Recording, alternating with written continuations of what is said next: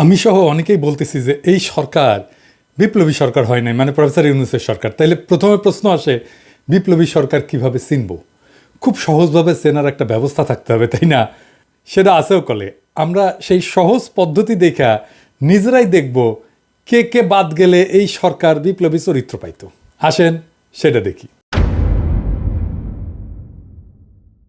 তার আগে দেখে নেই কারা বিপ্লবী। এইটাও টেস্ট করার একটা রাস্তা আছে।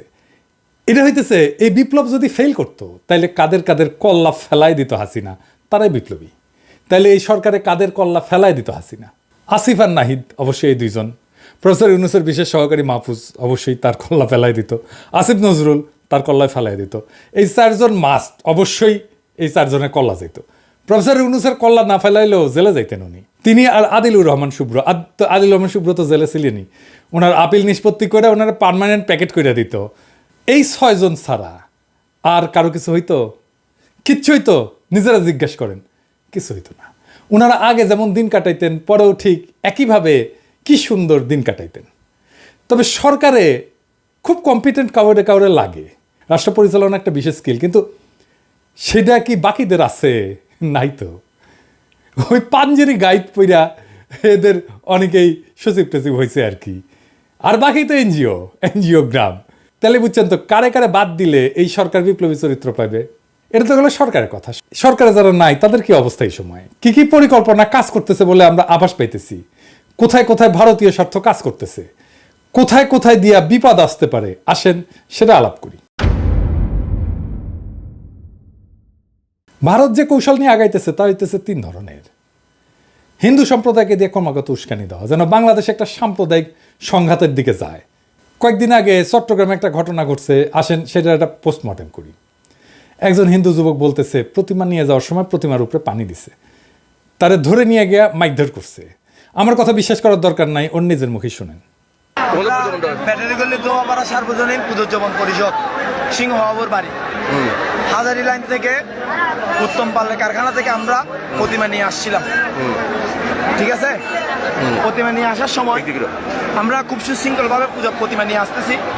হঠাৎ করে এই যে এটা কি বলে, কদম মোবারক শাহী জামে মসজিদ তোরণ, এর সামনে যখন আমাদের ভ্যান গাড়ি দাঁড়ায়, হঠাৎ করে উপর থেকে কিছু দুর্বৃত্তকারীরা প্রতিমার উপর পানি নিক্ষেপ করে। প্রতিবাদ করতে যখন আমরা কিছু ছেলে উপরে উঠি, তখন ওরা আমাদের তিনজনকে আটকে রাখে। দুর্ভাগ্যবশত আমি চলে আসছি, আমার হাতে আঘাত।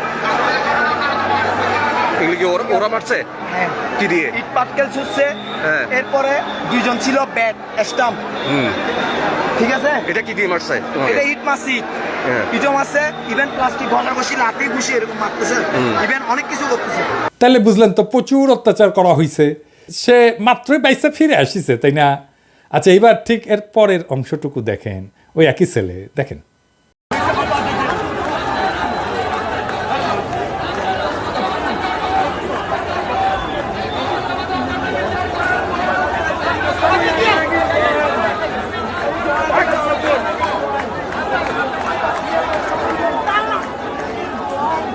দেখেছেন ওর হাতে ছুরি, ওর পিছে ছুরি গুজে লেখা ছিল। ওই ছুরি কোত্থেকে আসলো?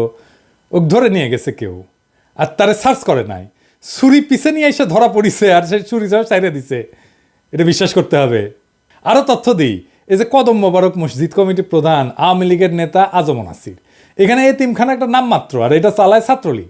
দেখেন যে লাইভ করতেছিল আর ছুরি দেখাইতেছিল, সে আজম নাসিরের সাথে মিছিল করতেছে। বুঝছেন কারা করতেছে এই কাজ?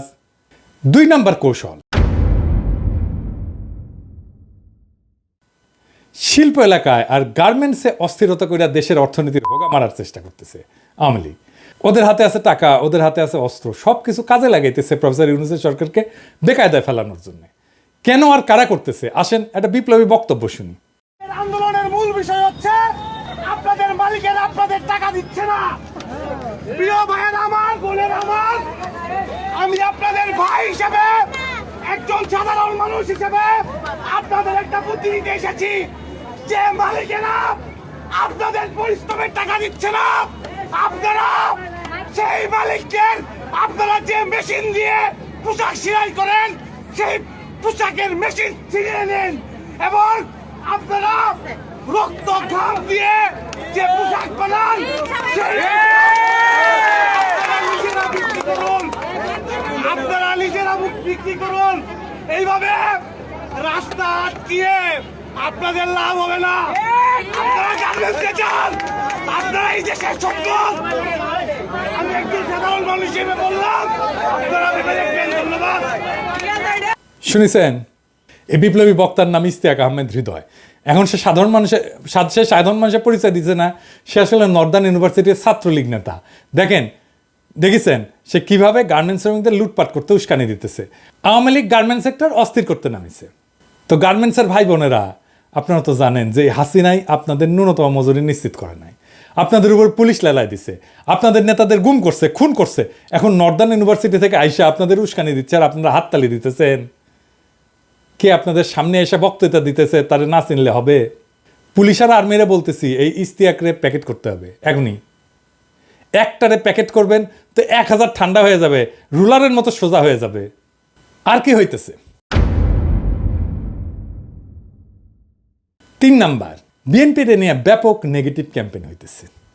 নানাভাবে বিএনপির নাম ভাঙায় চাঁদাবাজি দখল হইতেছে। যে দেখেন আওয়ামী লীগের লোক বিএনপি সাথে চাঁদাবাজি করতেছে। কেউ কেউ যে সত্যি সত্যি দখল করতেছে না তা না, আমি এটা একেবারে ক্লিনচিট দেবো না। বিএনপিকে করতেছে, অনেককে বিএনপি বহিষ্কার করছে। এইটা হইতেছে বিএনপি কিভাবে এই ইস্যুগুলোতে ডিল করতেছে শীর্ষ পর্যায় থেকে। কিন্তু এত ব্যাপকভাবে করা হইতেছে যে কৌশল ভালোই কাজে দিচ্ছে। বিএনপি এর মধ্যেই প্রশ্নবিদ্ধ হয়েছে, ব্যাপক সমালোচনার জন্ম দিচ্ছে এবং জনপ্রিয়তা হারাইতেছে বিএনপি। কিন্তু গতকাল ঘটছে বগুড়ার হিরো আলমের উপরে হামলা। হিরো আলম দাবি করছে তার উপরে বিএনপি হামলা করছে। হিরো আলম কি বিএনপির সবাই চেনে? আসেন ফুটেজ বিশ্লেষণ করি।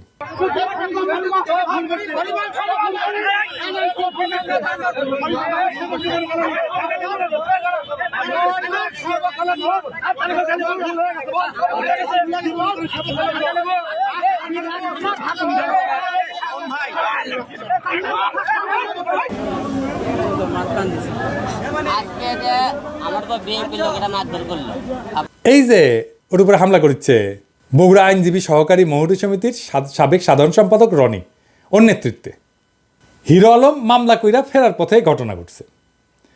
রনি কিন্তু আদালত পাড়ায় কোনো অপরিচিত মুখ না, সবাই বগুড়া চেনে।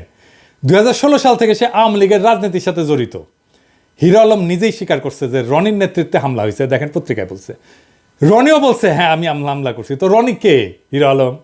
সব জায়গায় নাটক, নিজের নাক কাইটা পরের যাত্রাভঙ্গ বলে একটা কথা আছে না? তো হিরো আলম কি নিজের নাক কাইটা বিএনপির যাত্রাভঙ্গ করতে গেছিল? আর একজনকেও শনাক্ত করা গেছে, তার নাম নুরুল ইসলাম মুহুরী। সে বগুড়া আইনজীবী পরিষদের সদস্য এবং সদর উপজেলা আওয়ামী লীগের সহসভাপতি রোমান উকিলের সহকারী।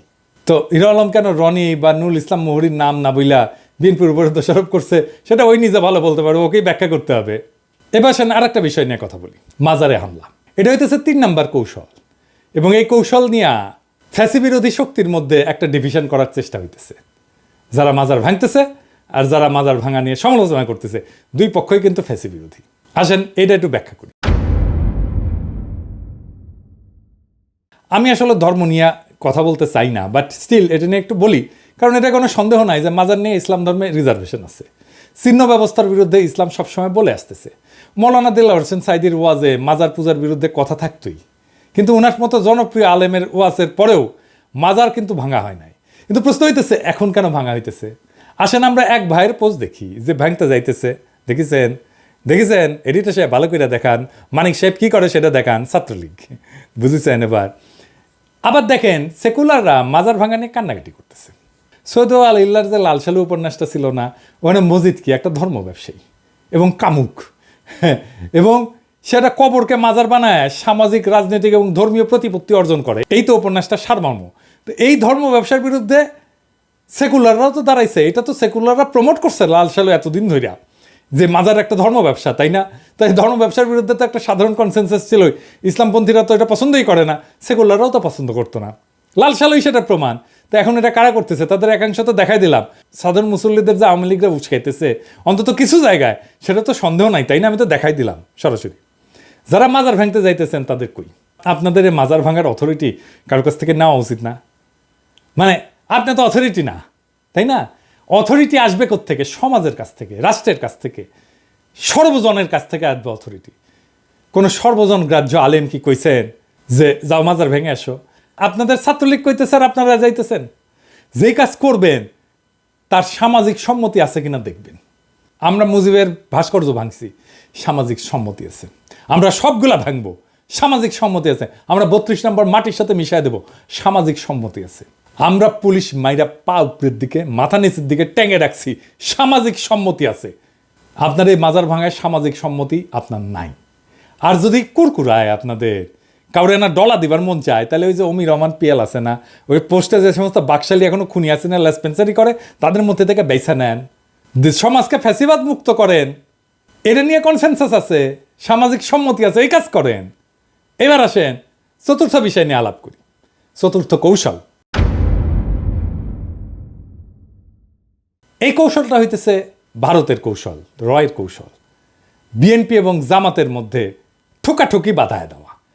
সরাসরি ভারত বিরোধী শক্তির মধ্যে দুইটা দল খুবই সংগঠিত এবং জনপ্রিয়, বিএনপি এবং জামাত। বিএনপি বিশাল বড় দল, জনপ্রিয় দল, জামাত সংগঠিত দল এবং জনপ্রিয় দল। এই দুইটারে যদি আলাদা করে ফেলা যায়, তাহলে বাংলাদেশে ভারত বিরোধী শক্তিরে আলাদা করে ফেলা গেল, ক্ষুদ্র করে ফেলা গেল। এই যে বিএনপি জামাতের মধ্যে প্রকাশ্য বিরোধ আমরা দেখতেছি, দুই পক্ষেরই কম বেশি দায় আছে এটা নিয়ে। কার কম কাম বেশি এটা আমি বলবো না। আমরা যারা আপনাদের দল করি না, বিএনপি জামাতের কইতেছি, তারা আপনাদের কোনো পক্ষই নিব না, কারণ কামড়া কামড়িকে উস্কায় দেওয়া আমাদের কাজ না। আমি আগেও বলছি, জামাত বিএনপির নির্বাচনী ঐক্য এখন সম্ভব না। তাদের দুই দলের মধ্যেই সামনে নির্বাচনী প্রতিদ্বন্দ্বিতা হবে, ফেয়ার এনাফ। কিন্তু নির্বাচন তো এখন আসেনি ভাই। এখনও তো হাসিনা আর তার দল থেমে যায় নাই, ভারত তো থেমে যায় নাই, তারা এখনো পুরো মাত্রায় সক্রিয়। পুলিশ নাই, ট্রাফিক পুলিশ পর্যন্ত দায়িত্ব পালন করতেছে না।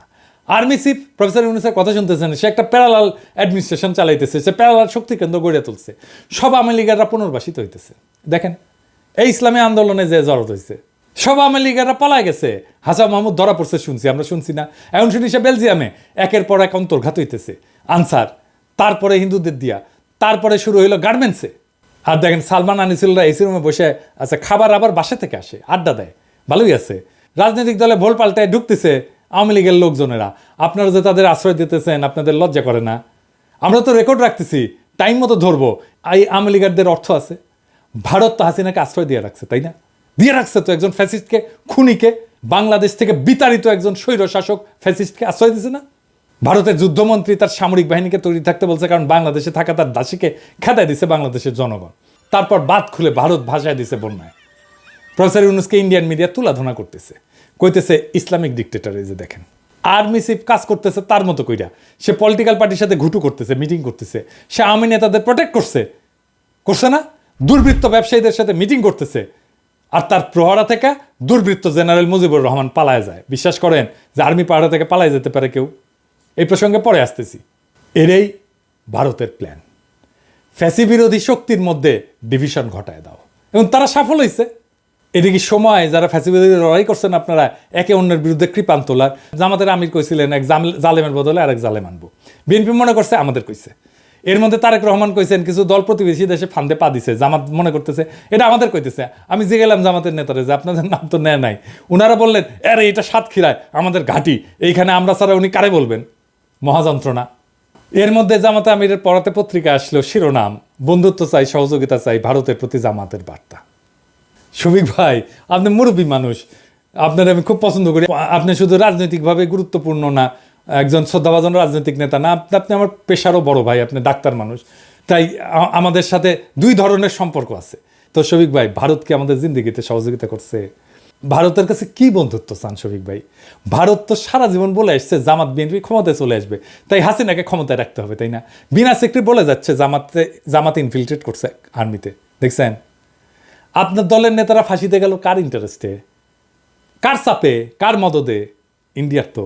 বিডিআরের সেনা অফিসার মারলো কার মদদে? ইন্ডিয়ার তো। হাসিনাকে ক্ষমতায় রাখলো কে 15 বছর? ইন্ডিয়া তো। এই জুলাই আগস্ট গণহত্যার দায় হাসিনার ততটুকু ভারতের না? তো আপনি যদি আপনারা এতবার মারবে ওরাই, আর আপনি এখন শ্রী চৈতন্যের মতো বলবেন মেয়েরা সকল সিট কেনা, তাই বলে কি প্রেম দেবো না? এটা তো হইল না শফিক ভাই। এই কথা আমি পছন্দ করি নাই, এই কথা বাংলাদেশের মানুষ পছন্দ করে নাই, বাংলাদেশের জনগণ পছন্দ করে নাই। আপনি জেনারেলি বলেন আমরা দক্ষিণ এশিয়ার সকল দেশের সাথে সুসম্পর্ক চাই, ভারতের কথা কেন বলবেন? বিএনপি নেতারা আবার বলেন যে দাদা দেখেন কি বিশ্রীভাবে আমাদের পিছনে লাগছে জামাতের লোকেরা। আমি কইলাম আপনারা কিছু কইেন না, থামে যাবে, দাঁড়ান। আবার পরে এসে ওনারা বলেন দেখছেন থামে নাই। তো আমি কইলাম আমি হইতেছি নিধিরাম সর্দার, আমার কাছে কমপ্লেন করে লাভ আছে? তো যাই হোক, ভিডিওতে কইলাম এখন যদি থামে তাহলে ভালো। জামাতের নামে কি কি ছড়াইছে আমি এটা কয়ে দিই। জামাতের নামে ছড়াইছে যে ওনাদের আর্মি চিফ কিবা বুঝাইছে, তারপর থেকে জামাত বিএনপি লাগছে। সত্য মিথ্যা জানি না, কি ছড়াইছে আপনাদের বলে দিলাম, আপনারা সতর্ক থাকেন। আমার বলার কথা একটাই ভাই, বিএনপি জামাত দুইটা আলাদা দল, আমরা তো সবাই জানি। আপনাদের ডিফারেন্স আছে, আদর্শের ডিফারেন্স আছে, পদ্ধতির ডিফারেন্স আছে। আপনার একটা ক্যাডার ভিত্তিক দল, বিএনপি একটা গণদল, নানা মতের লোক আছে, কিন্তু আপনারা এক মতের দল। কিন্তু আপনাদের তো কয়েকটা ঐক্য আছে, আপনাদের ডিফারেন্স তো আছে, কিন্তু আপনাদের কয়েকটা ঐক্য আছে, খুব গুরুত্বপূর্ণ জায়গায় ঐক্য আছে। আপনাদের বিভেদের জায়গা নিয়ে ঝগড়া না করিয়া ঐক্যের জায়গা নিয়ে সামনে আগান। আপনাদের প্রতি আমার এটাই সাজেশন, বিনীত অনুরোধ আপনাদের কাছে। সেটা দেশের জন্য জরুরি। যদি মনে করেন যে এটা জনগণের পক্ষ থেকে রিকোয়েস্ট, তাহলে তাই। এটা আমাদের রিকোয়েস্ট আপনাদের দুই দলের কাছে। আমাদের লড়াই তো শেষ হয় নাই, আপনাদের ছাড়তেছি না আমরা এত তাড়াতাড়ি। আপনারা কি যথাযথভাবে সরকারের পাশে দাঁড়াইতে পারছেন? নিজেরাই প্রশ্ন করেন। আমি মাঝে মাঝে বলি যে আপনারা যে দরকার হলো প্রফেসর ইউনূসের সাথে মিটিং করেন, সময় নেন, উনি করবেন মিটিং। আপনারা চান, সময় চান, না দিলে আমারে বললেন যে দেয়নি উনি। আমি তো ওনারা চিনি। আপনারা মিটিং করতে চান, কথা বলতে চান, ওনারা কথা বলবেন। প্রফেসর ইউনূসের সরকার ফেল করলে আমরা কি কেউ বাঁচবো? আপনারা বাঁচবেন। আগে তো বিপ্লব রক্ষা করবেন। আপনারা তো এই সরকারকে লাইনে রাখার চেষ্টা করবেন এবং প্রোটেক্ট করবেন, মনে করায় দেবেন তাদের কর্তব্য কি। প্রফেসর ইউনূসের কথা শুনতেছে না সেনাপ্রধান, উনি ওনার মতো করে ক্ষমতা কেন্দ্র বানাইছেন। আপনারা যদি প্রফেসর ইউনূসের পাশে যে শক্তভাবে দাঁড়াইতেন, সেনাপ্রধান এই কাজ করার সাহস পায়? করেন নাই কেন এতদিন? আপনারা দাঁড়ান ওনার পাশে, ওনাকে, ওনার অথরিটিটাকে কমপ্লিট করেন। সেনাপ্রধান আপনার হাত জগন্নাথ হয়ে গেলে চলবে না। 18,000 লোক আহত হয়েছে, বইয়ের সেন বিক্রি করে চিকিৎসা চালাইতেছে লড়াইয়ের এক যোদ্ধা। আপনার তো এটা যে বলতে হবে প্রফেসর ইউনূসকে যে স্যার আপনি তো বলছেন যে সরকার দায়িত্ব নেবে, এই কি এর কেন সেন বিক্রি করতে হয়? এটা আপনারা যে বলবেন না, সামনাসামনি যে বলবেন। তো আমাদের প্রথম এবং একমাত্র কাজ হচ্ছে শহীদদের আর আহতদের তালিকা করা, আহতদের সুচিকিৎসার ব্যবস্থা করা। আমরা টেরিবলি ফেল করছি এই কাজ করতে। 1 মাস কিন্তু অনেক সময় আমরা এই কাজ করতে পারি নাই। মিডিয়া দায়িত্ব পালন করতে পারতো, সেটাও করে নাই। আহতদের সুচিকিৎসা না হইলে আমি প্রফেসর ইউনূসকে দায়ী করে যাব সব সময়। প্রফেসর ইউনূস ক্ষমতা ছেড়ে দিলেও আমি দায়ী করে যাব।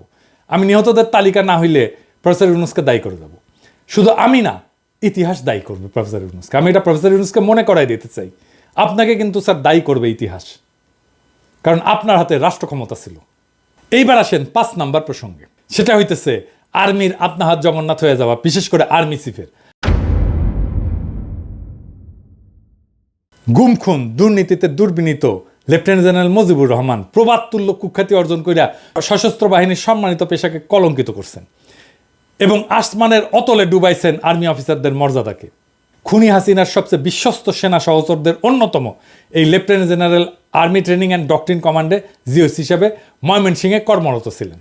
মানে পালানোর আগের দিন পর্যন্ত উনি পালাইছেন। পিছনে ফিরে যদি দেখেন, আওয়ামী ফ্যাসিস্ট দুঃশাসনের গত 15 বছরের সেনাবাহিনীর কোয়ার্টার মাস্টার জেনারেল একটা ইম্পর্টেন্ট পজিশন, দীর্ঘদিন স্পেশাল সিকিউরিটি ফোর্সের মহাপরিচালক আরেকটি ইম্পর্টেন্ট পজিশন, সামরিক নিরাপত্তার কৌশলগত বিবেচনায় ঢাকা ক্যান্টনমেন্টের সবচেয়ে গুরুত্বপূর্ণ পদ 46 ইন্ডিপেন্ডেন্ট ব্রিগেডের কমান্ডার আরেকটা গুরুত্বপূর্ণ জায়গা, র্যাবের গোয়েন্দা শাখার পরিচালক আরেকটা গুরুত্বপূর্ণ জায়গা, নবগঠিত বিজিবির পরিচালকের মতো সবসময় গুরুত্বপূর্ণ পদসমূহে বিশ্বস্ততার সাথে হাসিনার দায়িত্ব পালন করে গেছে। লেফটেন্যান্ট জেনারেল মুজিবুর রহমান দাবি করছেন তিনি নাকি হারাই গেছেন বা নিখোঁজ হয়েছেন অথবা গুমও হয়ে থাকতে পারেন। মানে দেখেন, সে পালাইছে আর দায় দিতেছে যে গুম হয়েছে। চিন্তা করছেন? নিজে ভিকটিম সাজতেছে। বাংলাদেশের সমগ্র বাহিনীর ভেতরে সক্রিয় ইন্ডিয়ান গোয়েন্দাদের সহযোগিতায় গত বৃহস্পতিবার উনি পালাই গেছেন। প্রধান উপদেষ্টা মোহাম্মদ ইউনূসকে কিছু না জানায় ওয়াকারুজ্জামান ঢাকায় এনে সেনানিবাসে জেনারেল সাহেবদের জন্য বানানো 5 তারকা মানের গেস্ট হাউসে রাখছিলেন। ওয়াকার সাহেব, আপনি এটা পারেন না। প্রফেসর ইউনূসের অনুমতি ছাড়া আপনি তাকে আনতে পারেন না, রাখতেও পারেন না। বর্তমান দায়িত্বরত সেনাবাহিনীর শীর্ষ 10 জেনারেলের মধ্যে 15 বছরে একে অপরের ঘনিষ্ঠ সহযোগিতা হিসেবে কর্মরত আছেন। এই 10 জেনারেলের উপরে আমি একটা এপিসোড করেছি, সব হিসাব আমি কয়ে দেবো সবাইরে, যারা সকলেই নানা অপরাধ কর্মের সাথী এবং বান্ধব, এবং এই গ্রুপটা নিবিড়ভাবে রয়ের এদেশীয় অনুচর হিসেবে কাজ করে। এবং এই 10 জনকে আমি এক্সপোজ করে দেব। ওয়াকার সাহেব, আমি কাজ করে ফেলছি, আপনারে আমি শেষ ওয়ার্নিং দিতেছি। আপনি যদি ঠিক না হন, এই 10 জনকে আমি খুঁটিনাটি সব কিছু এক্সপোজ করে দেব। প্রফেসর ইউনূসের তরফ থেকে কোনো প্রতিক্রিয়া দেখছেন? উনি বুঝতেই পারতেছেন না যে ওনার অথরিটিকে কীভাবে স্ট্যাবলিশ করতে হয়। এই পলানোর জন্য সেনাপ্রধানকে কোনো জবাবদিহি করতে হয়েছে হয় নাই। আমি ওয়াকার সাহেবকে বলি, আপনি ওই চেয়ারে আছেন, এই জন্যই আপনার দাম। চেয়ার থাকলে আপনার ফুটা পয়সা দাম থাকবে না। সাবেক জেনারেলদের দেখেন, আপনি যে কাজগুলো করতেছেন সেটা জাস্টিফাই করবেন কিভাবে? আপনারা তো ধৈর্য এনে বিচার করবে বাংলাদেশের জনগণ। আপনারা আমি একটা পরামর্শ দিই, ভদ্রভাবেই দিই। আমি আর পরামর্শ দিব না আপনারে। আপনার চেইন অফ কমান্ড মানেন, প্রফেসর ইউনূসের কমান্ডে অনুগত হন, ওনারে না জানায় কোনো কাজ করবেন না মেহেরবানি কইরা। যেটা আপনি প্রোটোকল অনুযায়ী করতে পারেন না সেটা কইরেন না। আপনি প্রফেসর ইউনূসের প্যারালাল কমান্ড বানানোর চেষ্টা করবেন না, ক্ষমতার দ্বিতীয় কেন্দ্র বানানোর চেষ্টা করবেন না। আপনি যদি এটা করেন আপনারা ছাড়বো না। ওয়াকার সাহেব, আপনি আমার চেনেন নাই, আপনি কিন্তু সরি করার টাইম পাইবেন না। ক্ষমতার দ্বিতীয় কেন্দ্র রাষ্ট্রকে রক্ষা করা যদি আপনার উদ্দেশ্য হয়, আসেন একসাথে কাজ করি। বাংলাদেশের সব মানুষ আপনাকে সাপোর্ট করবে। আমি নিশ্চিত করব বাংলাদেশে সব মানুষ যেন আপনাকে সাপোর্ট করে। আর যদি মনে করেন আপনার আত্মীয় আর ভারতের বি টিমকে ক্ষমতায় বসানোর পায়তারা করবেন, তাহলে বাংলাদেশকে আরো ভয়ঙ্কর রক্তাক্ত যুদ্ধের দিকে ঠেলে দেবেন। আর এর দায় হবে একান্ত এবং একান্তই আপনার। আশা করি আপনার শুভবুদ্ধির উদয় হবে। ইনকিলাব জিন্দাবাদ।